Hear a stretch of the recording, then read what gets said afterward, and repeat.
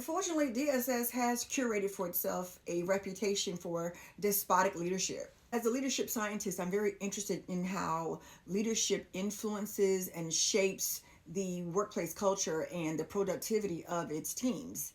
And in leadership development conversations, despotic leadership is a hot topic button. So let's talk about the dark side of leadership. We are witnessing an unparalleled rise on scholarship articles around despotic leadership. Dark leadership concepts includes concepts such as supervisors who undermine their staff. It includes abusive supervision. It also includes petty tyranny and destructive despotic leadership. Despotic leadership refers to a leader's actions that are driven solely by self-interest.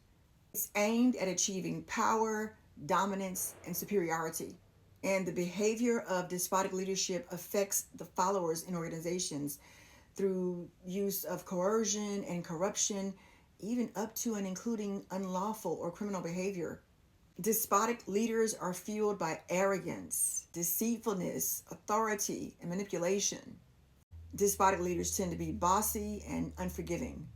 Unfortunately, these are a lot of the characteristics that show up in DSS leadership and DSS workplace culture in general.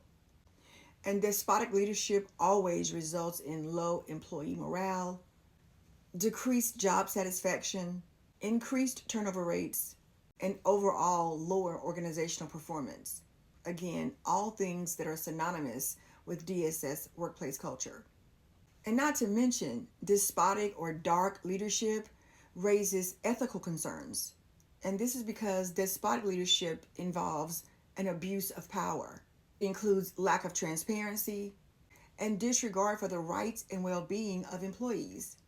Ethical behavior is critical for a healthy workplace environment, and ethical failures can be costly for organizations. The only way to reduce the risk of dark or despotic leadership is to change who gets placed in leadership roles and why.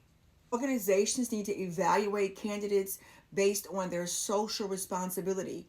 In other words, how committed are you to the people? How committed are you to the community? How committed are you to ethics? And how committed are you to the impact of your decisions? Then it becomes easier to cultivate ethical leadership cultures and harder for dark or despotic leadership styles to take root. Y'all, send this to every social services leader that you know.